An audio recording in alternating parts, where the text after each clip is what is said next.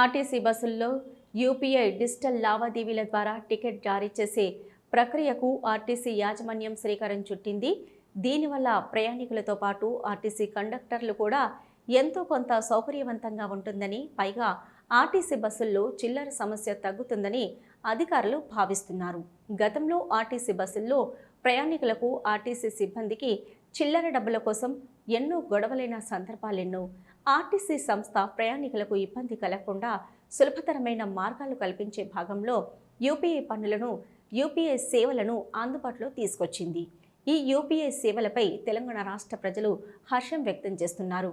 ఇక వివరాల్లోకి వెళ్తే, పెద్దపల్లి జిల్లా గోదావరిఖని మంతిని నుంచి కరీంనగర్, హైదరాబాద్ వెళ్తున్న ఆర్టీసీ బస్సుల్లో ప్రయాణికులు డిజిటల్ యూపీఐ పేమెంట్ ద్వారా బస్ టికెట్లు తీసుకునే సౌకర్యం కల్పించారు ఆర్టీసీ అధికారులు.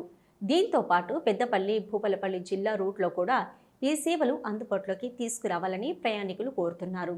కాగా ఆర్టీసీ అధికారులను వివరణ కోరగా తెలిపిన సమాచారం ప్రకారం అన్ని రూట్లలో నడుస్తున్న ఆర్టీసీ బస్సుల్లో 15 రోజుల్లో ఈ సేవలు అందుబాటులోకి వస్తాయని తెలిపారు.